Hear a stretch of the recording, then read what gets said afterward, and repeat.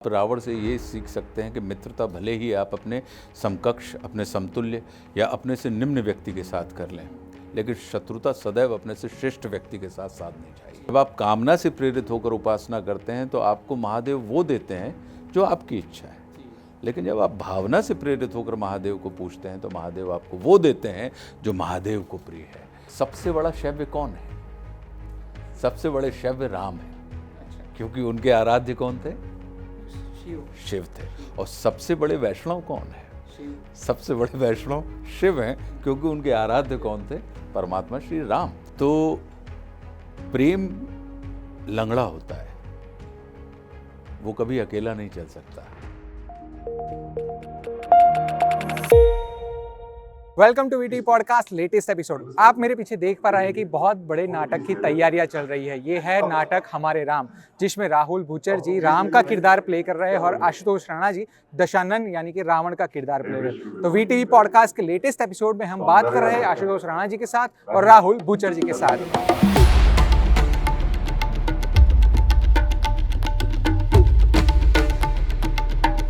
अहमदाबाद में प्ले हो रहा है हिंदी का बहुत बढ़िया नाटक हमारे राम, और हमारे साथ है बहुत ही बेहतरीन आला दर्जा के एक्टर जिनके लिए सब विशेषण बहुत छोटा है, आशुतोष राणा जी।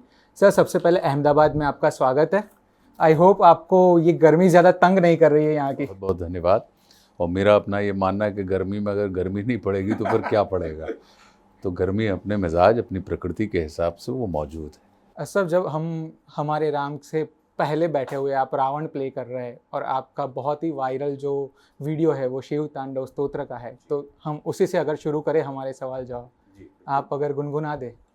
नहीं, मैं उसको सबसे अंत में गुनगुनाऊंगा, क्योंकि उसके बाद फिर कोई चर्चा का महत्व नहीं रहता। ये मैंने आपका एक वीडियो देखा था जिसमें आपने कहा था कि कलाकार को हमेशा दर्शक को अतृप्त रखना चाहिए, तो उसके पीछे क्या है? मेरा अपना ये मानना है कि अगर आप दर्शक को तृप्त कर देते हैं, कोई भी कलाकार अपनी कला के माध्यम से, तो फिर वो पूर्णिमा के चंद्रमा के जैसा होता है। और पूर्णिमा के चंद्रमा के बाद, उस पूर्णता के बाद, अगर आपने देखा होगा कि पूर्णिमा के बाद अमावस्या आती है, तो यानी चंद्रमा का आकार जो है वो घटना शुरू हो जाता है। लेकिन अगर आप अतृप्त रखते हैं उसको, दूज का चंद्रमा या तीज का चंद्रमा बनाते हैं, तो आप धीरे धीरे धीरे वो कला देखने के बाद दर्शक के मन में, चित्त में वो बढ़ती ही जाती है।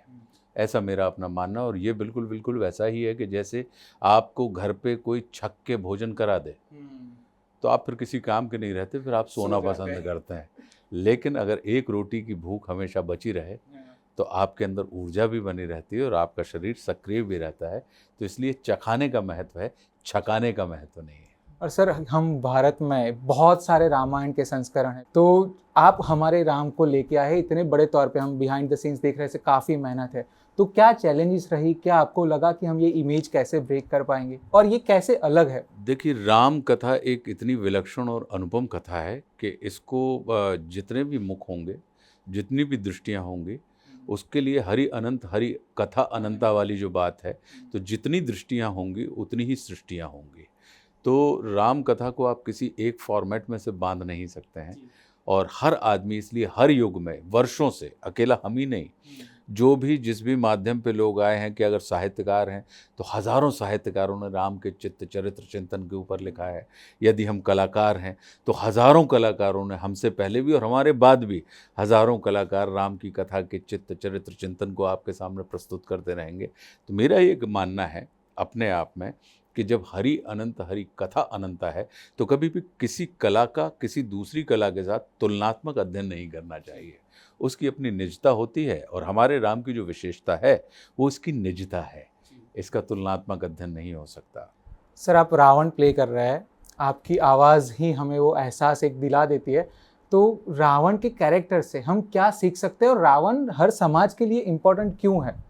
देखिए, रावण के कैरेक्टर से सीखने को तो बहुत कुछ है। कि अब जैसे चाहे अगर आप उसको ये देखें कि रावण को अपने ज्ञान का अहंकार था, लेकिन परमात्मा श्री राम को अहंकार का ज्ञान था। तो जो ये वाली जो बात होती है, या आप रावण से ये सीख सकते हैं कि मित्रता भले ही आप अपने समकक्ष, अपने समतुल्य या अपने से निम्न व्यक्ति के साथ कर लें, लेकिन शत्रुता सदैव अपने से श्रेष्ठ व्यक्ति के साथ साधनी चाहिए। क्योंकि चाहे वो स्थिति हो, परिस्थिति हो, मनस्थिति हो या व्यक्ति हो, श्रेष्ठ व्यक्ति के संपर्क में आके वो आपको अपने जैसा श्रेष्ठ बना देती है। तो इसलिए लोग किसी के व्यक्तित्व का आकलन उसके मित्रों को देखकर नहीं, उसके शत्रुओं को देखकर लगाते हैं कि जितना बड़ा शत्रु उतने बड़े आप। रावण से आपको अगर कुछ सीखना है तो आप ये सीख सकते हैं कि महादेव शिव की जो उपासना है, तो उपासना जब आप करते हैं तो एक तो कामना से प्रेरित होकर हम उपासना करते हैं और दूसरा भावना से प्रेरित होकर उपासना करते हैं। तो रावण को जो है वो महादेव से चाहिए था और राम को महादेव चाहिए थे। तो जब आप कामना से प्रेरित होकर उपासना करते हैं तो आपको महादेव वो देते हैं जो आपकी इच्छा है, लेकिन जब आप भावना से प्रेरित होकर महादेव को पूछते हैं तो महादेव आपको वो देते हैं जो महादेव को प्रिय है।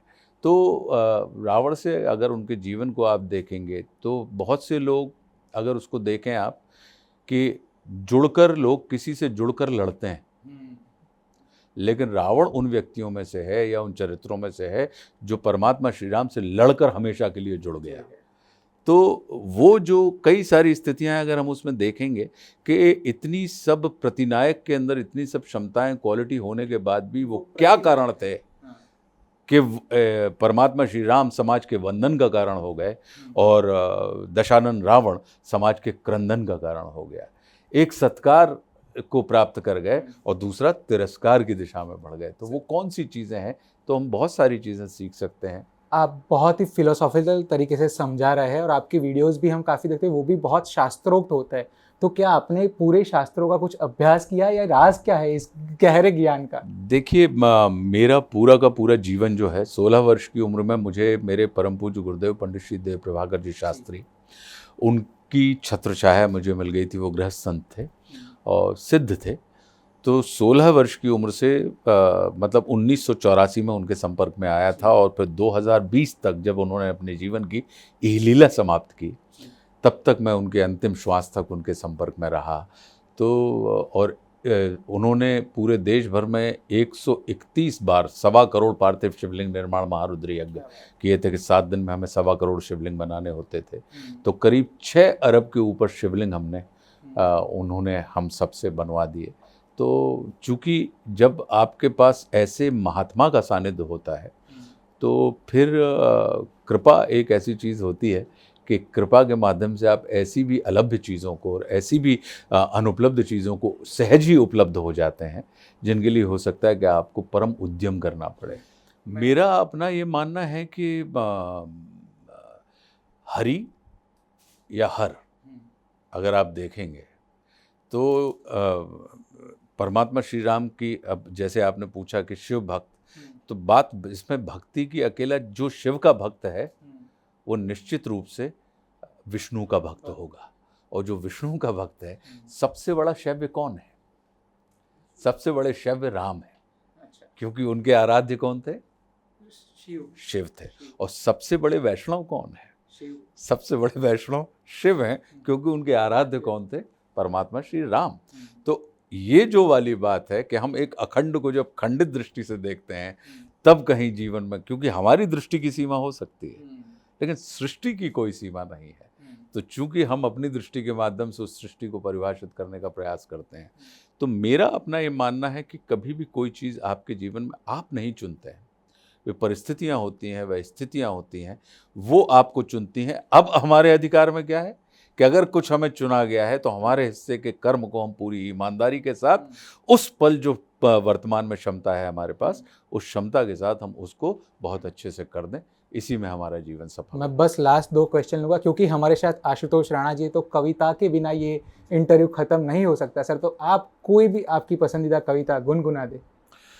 देखिए, आपने चूँकि अब परमात्मा श्री राम और महादेव की चर्चा की है, तो मैं इस कविता को, इसको कविता ना कह के इसको विचार के तौर पे देख लें कि एक बना है अंश प्रभु का, एक बना है उसका पूत, और एक बना पैगंबर उसका और कहाया उसका दूत।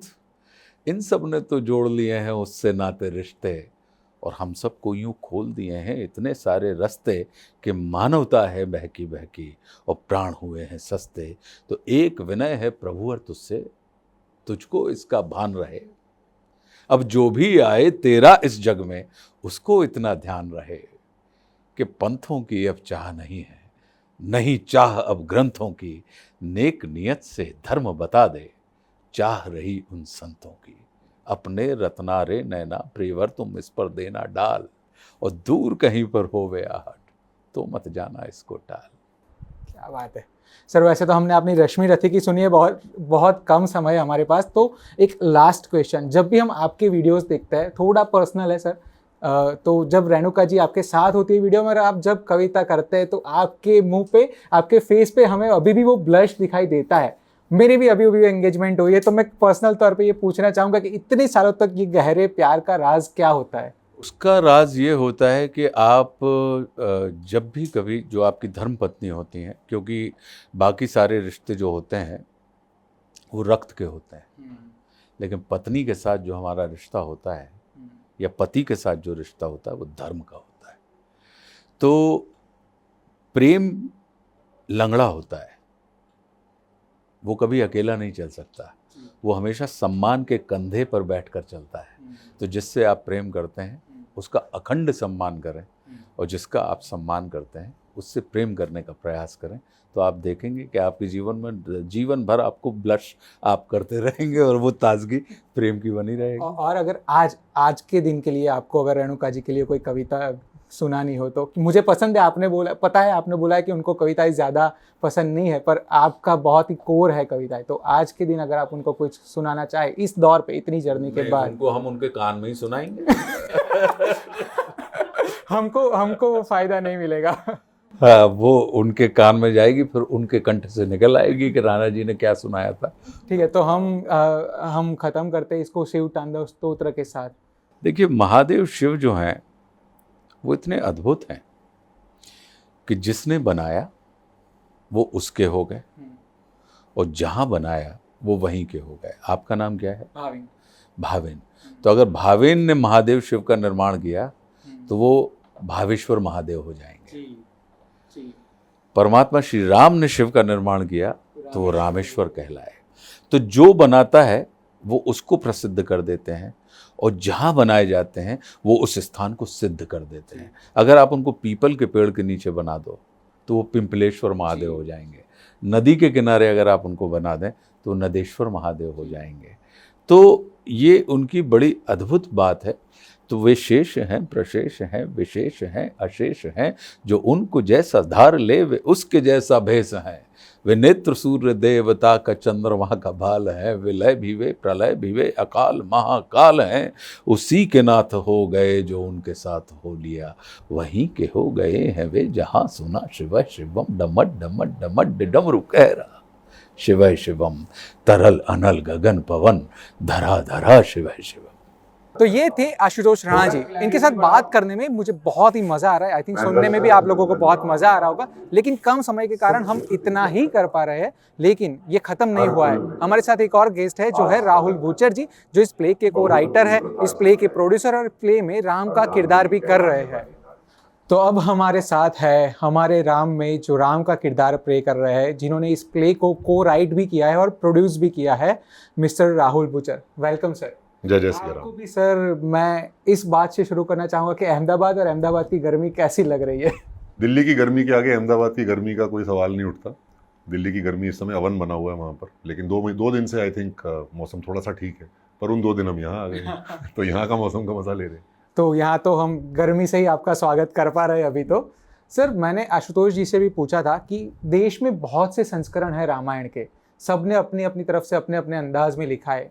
हमारे जहन में भी बहुत से राम है, रामायण है, तो ये हमारे राम कैसे अलग है और आपके राम कैसे अलग है, क्योंकि आप राम प्ले कर रहे हैं? देखिए, हमारे ये 2 सवाल हैं आपके। हमारे राम जो है, जो ये नाटक, ये हमने 4 अलग अलग रामायणों से निकाला है। इसके हर सीन्स में हमने ये कोशिश करी है कि ऐसे ऐसे अध्याय दिखाने की जो लोगों को वो अध्याय पता ना हो। अनडिस्कवर्ड चैप्टर्स ऑफ रामायणा हम लोगों ने निकालने की कोशिश की है। कुछ ऐसी खोज करी, कुछ ऐसी रिसर्च करी कि ऐसी ऐसी चीज़ें दिखाएं जो लोगों ने कभी देखी, सुनी या पहले पढ़ी भी ना हो। तो वो हमारी एक छोटी सी चेष्टा थी और उसके हमने अपना कोशिश किया। कितना टाइम लगा हुआ सर ये रिसर्च में? रिसर्च में हमारा लगा 2020 में हमने रिसर्च शुरू करी थी, और सारी रामायण को 2 या 4-5 बार हम लोगों ने पढ़ा और पूरा देखा उसको कि कैसे हम लोग क्या निकाल सकते हैं। तो ऑन फ्लोर लाते हुए हमें 1.5 साल लग गया था इस प्ले को। ऑन फ्लोर मतलब रिहर्सल शुरू करते हुए। तो पहले 1.5 साल हम लोग उसकी रिसर्च और लिखना और एडिटिंग, और उसके बाद फर्स्ट ड्राफ्ट, सेकंड ड्राफ्ट, इसके लगभग 22 ड्राफ्ट हुए थे इस स्क्रिप्ट के, और फिर फाइनली जाके हम लोगों ने इस स्क्रिप्ट को निकाला। और सर ना, हम वो बहुत ये एरा में जी रहे हैं कि आप अगर शास्त्रों को लेके कुछ भी थोड़ा बहुत आगे पीछे कर ले तो फटाफट ट्रोल हो जाते हैं, तो कहीं पे वो डर था या आपने कैसे उसको बैलेंस रखा कि नहीं, हमने शास्त्रों से ही चीजें ली हैं सारी। हमने कोई चीज अपने मन धड़क तो डाली नहीं है इसमें। जो भी है, जैसे मैंने आपको बोला, रामायण से निकाली है, हूबहू निकाली है। बस वो फर्क इतना है कि लोगों ने वो वाले चैप्टर्स पढ़े नहीं है या देखे नहीं है, तो इसलिए लोगों को ये प्ले अच्छा लग रहा है, इंटरेस्टिंग लग रहा है। बाकी हमने अपनी तरफ से एक शब्द भी इसमें ऐड नहीं किया है। सो हमने किसी भी चीज़ से छेड़छाड़ नहीं करी। और ये 50वां मंचन है, गोल्डन जुबली मंचन है, और आप देख सकते हैं कि कभी भी भगवान की दया से इस प्ले की कभी ट्रोलिंग नहीं हुई, और भगवान चाहेगा तो कभी होगी भी नहीं। और सर, हम बैठे हैं ग्रीन रूम में, बाहर बहुत ही ज़बरदस्त तैयारियां चल रही है। मुझे कब से ये सवाल सताया जा रहा है कि आपका क्रू कितना बड़ा है? हमारा क्रू है 122 लोगों का, कास्ट एंड क्रू टोटल मिला के 122 लोग हमारे ट्रैवल करते हैं। जहाँ पर भी ये प्ले जाता है, जिस भी शहर में हम इसको करते हैं, 4 ट्रक हमारा सामान जाता है, जिसमें प्रॉपर्टीज़ हैं, कॉस्ट्यूम्स हैं, मेकअप के किट्स हैं, मेकअप का सामान है, बहुत कुछ, जितनी भी चीज़ें हैं। सो 4 ट्रकों में, और प्लस एलईडी में 1-2 ट्रक अलग से आते हैं, तो टोटल 6 ट्रक का सामान है, और 122 के करीब क्रू मेंबर्स हैं। सर, हम सबके जहन में, स्पेशली 90s के किड्स और उनके माँ बाप के जहन में, राम मतलब अरुण गोविल।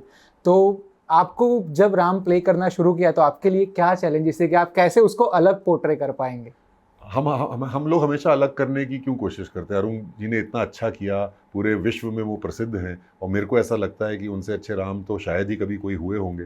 तो हम तो उनसे प्रेरणा लेके सीख रहे हैं और जी रहे हैं, और अगर हमारे से कुछ त्रुटि हो जाए तो बस हमें क्षमा कर दे, बस पब्लिक, हम तो यही चाहते हैं। पर हमारा फ़र्क अलग कुछ करने का नहीं। हर एक्टर जहाँ तक है वो अपना जो भी किरदार निभाता है अलग ढंग से निभाता है, लेकिन यस, इसमें आपको प्रभाव बहुत सारा अरुण जी का दिखेगा, क्योंकि उन्होंने जिस मर्यादा से इस कैरेक्टर को निभाया, प्रभु की लीला को दिखाया, दर्शाया, मुझे नहीं लगता ये अद्वितीय है। इससे पहले कभी किसी ने किया नहीं, और शायद उसके बाद, उनके बाद किसी ने किया भी नहीं होगा, ऐसा मेरा और मानना है। राम के रोल में सर, आपके लिए सबसे चैलेंजिंग पार्ट क्या रहा है?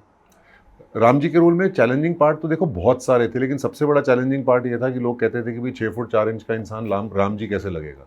तो उन लोगों को वो चीज़, जो एक मेंटल ब्लॉक है, कि जब भी हम रामलीलाओं में प्रभु को कोई भी इंसान दर्शाता है तो हम उसको बहुत ही क्यूट सा, छोटा सा, हाइट का कुछ ऐसा बना के दिखा देते हैं, सौम्य सा बना देते हैं। जबकि हम ये भूल जाते हैं कि प्रभु जो 14 वर्ष वनवास काट के आए, और जिन्होंने सात्विक भोजन खाया, वेजीज सो कॉल्ड जो आज कहते हैं हम लोग, खाया, और सारा टाइम कदम पे चले, अपने पैदल चले, और नंगे पाँव चले, और परिश्रम किया, तो उनकी बॉडी भी होगी, और वो कठोर भी होंगे, वो टफ भी होंगे, येट अंदर से कोमल होंगे और कमल नयन होंगे। सर, बहुत से एक्टर ना अपने अपने पात्रों के लिए एक अलग जोन में रहते हैं, उनका मेथड होता है वो। तो राम के लिए आपकी कुछ तैयारी इस पर्टिकुलर रोल के लिए थी? देखिए, राम जी अगर जब से मेरे अंदर घुसे हैं इस कैरेक्टर को निभाने के लिए, जब से मैंने उनका चयन किया, उन्होंने मेरा चयन किया, और जब से मेरे अंदर मैंने उनको धारा है, तब से वो निकले नहीं है। मुझे ऐसा लगता है कि ये राम जी की भूमिका ऐसी नहीं है कि आज हम एक भूमिका निभा रहे हैं और कल हम कुछ और कैरेक्टर कर सकते हैं। मेरे लिए बहुत डिफिकल्ट हो गया कि किसी भी और कैरेक्टर को अपनाना, या कोई और कैरेक्टर स्क्रीन पे या स्टेज पे करना, और मैं करना भी नहीं चाहता, टू बी वेरी ऑनेस्ट। तो मेरे अंदर प्रभु वास करते हैं, और मेरी रोज़मर्रा की ज़िंदगी में सिर्फ प्रभु के ही वचन निकलते हैं। और राम ने आपके पर्सनली तौर पे कितना प्रभावित किया है? कुछ चेंजेस रहे आपके जीवन में? बहुत चेंजेस रहे। अब देखिए, ये प्ले का ही चेंजेस देख लीजिए, पूरी थिएटर की इकोनॉमी को बूस्ट कर दिया है इस प्ले ने। हिंदुस्तान का सबसे बड़ा, सबसे नंबर 1 प्ले हो चुका है, चाहे आप उसको बॉक्स ऑफिस में कह लो, चाहे आप उसको नंबर ऑफ शोज़ में कह लो। तभी 2.5-3 महीने के अंदर अंदर हम इसका 50वां मंचन कर रहे हैं। ये इतने बड़े, इतने भव्य नाटक में, जिसमें 4-4, 5-5, 6-6 ट्रक लगते हैं, 200, 150, 125 के करीब आदमी और क्रू लगते हैं, एक्टर्स लगते हैं, इतने बड़े बड़े दिग्गज कलाकार हैं, 6-6 सेलिब्रिटी हैं इसमें। तो वो सारा कुछ के बावजूद भी हम लोग 2.5 महीने में, 3 महीने में 50वां मंचन कर रहे हैं, और बॉक्स ऑफिस में भी अच्छा प्रदर्शन हम लोगों ने किया है। तो ये मेरे हिसाब से तो आई थिंक ये प्रभु का आशीर्वाद है। आपको इस राम के पात्र के लिए सबसे बेस्ट कॉम्प्लीमेंट अब तक क्या मिला है? कि मैं राम लगता हूँ। और जो लोग बोलते हैं वो ऐसा लगता है कि उन्होंने राम जी को देखा है। पर हाँ, लोग एक अंदर एक जो धारणा बनती है उनकी, आप भी इस प्ले को देखेंगे तो शायद आपको भी ऐसा लगेगा कुछ कुछ लोग तो पैसे भी डालते हैं, जैसे मूर्तियों पे पैसे चढ़ाते हैं, तो हम तो बस आंख बंद करके यूं नतमस्तक होकर खड़े हो जाते हैं। ये मैं इसको कॉम्प्लीमेंट के तौर पे देखता हूँ, क्योंकि जब हम पुराने जो भवाई वगैरह देखते हैं, जैसे गुजरात में था, तो उसमें भी ना जब लोग भगवान का किरदार निभाए तो वो श्रद्धा उनके अंदर पैदा होती है। यही शायद आपकी सफलता है, आपकी करने। यही मुझे लगता है कि उनको अगर मैं हल्का सा भी 5 मिनट के लिए या 10 मिनट के लिए भी उनके अंदर प्रभु की मेरे अंदर अनुभूति आती है, जिससे उनको प्रभाव मिलता है, तो मुझे लगता है कि हमारा ये मंचन सक्सेसफुल है। एक आखिरी सवाल सर, रामायण को लेके आपकी चाइल्डहुड मेमोरी क्या है? रामानंद सागर जी की रामायण, इससे अच्छी तो और कोई चाइल्डहुड मेमोरी हो ही नहीं सकती। कैसे पूरी पूरी गलियां, पूरी सड़कें एकदम वीरान हो जाती थी, और कैसे हम लोग अपने पड़ोसियों के घर में टीवी सेट होते थे। उस टाइम 10-10 घर के बाद एक टीवी होता था, तो हम लोग भी भागते थे किसी के घर, जिसके घर टीवी होता है, वो भी ब्लैक एंड वाइट पे देखते थे। बड़ा मुश्किल से कलर टीवी पकड़ा जाता था, तो वहाँ पर जाके खड़े होकर देखते थे। पर हमारा को उस रामायण ने प्रभावित बहुत किया। जिसने रामायण ना भी पढ़ी हो, वो सीरियल के बाद मेरे को ऐसा लगता है कि उसको लगता है कि मैं तो रामायण पे इंसाइक्लोपीडिया लिख सकता हूँ, ऐसा मुझे लगता है। तो बस वही मेरी चाइल्डहुड मेमोरीज हैं, और उसके बाद आप सर दर्शकों को बता दें कि ये ड्रामा क्यों देखना चाहिए सबको? देखिए, मुझे ऐसा लगता है कि हमने इस प्ले को बनाने के लिए सबसे पहले बहुत भक्ति से हमने इस प्ले को बनाया है, बहुत भक्ति भाव से बनाया है। इसमें हम लोगों ने प्रभु श्री राम के जीवन को दर्शाने का एक छोटा सा प्रयत्न किया है। रामायण, राम जी का आना इज़ रामायण। तो मुझे ऐसा लगता है जब वो आए और उन्होंने क्या क्या किया, और प्रभु की लीला से, प्रभु की ज़िंदगी से अगर हम एक अंश भी अपने अंदर धारण कर लें, तो हमारा जो ये मंचन है ये सक्सेसफुल होगा। और अगर आप अपने अंदर इस प्रभु की लीला का एक छोटा सा अंश भी लेके जाएंगे, तो हमारा मंचन करना सक्सेसफुल होगा। और हम चाहेंगे कि आप अपने ज़िंदगी में एक थोड़ा सा बदलाव लेके आएँ अच्छाई के लिए। जय जय सिया राम। तो अभी अभी हम हमारे राम नाटक देख के बाहर निकले, और मैं आपको बता नहीं सकता कि मेरे को इस नाटक में कितना मजा आया है। दूसरी बार जब अहमदाबाद में इस नाटक का मंचन हो, तो मेरी आप लोगों से गुजारिश है कि आप ये नाटक जरूर देखें। इसके साथ साथ मैंने आशुतोष राणा जी और राहुल भूचर जी के साथ एक एक्सक्लूसिव बातचीत भी की है, जो आप देख चुके हैं। इन दोनों एक्टर के साथ बात करने में भी मुझे बड़ा मजा आया है। उम्मीद करता हूँ कि आप लोगों को ये पॉडकास्ट अच्छा लगा होगा। अगर आपको अच्छा लगा है तो कमेंट कीजिए, शेयर कीजिए अपने दोस्तों के साथ, और मैं आपको मिलूंगा एक नए एपिसोड के साथ, नए गेस्ट के साथ अगले शुक्रवार को। तब तक देखते रहिए VTV Gujarati.com।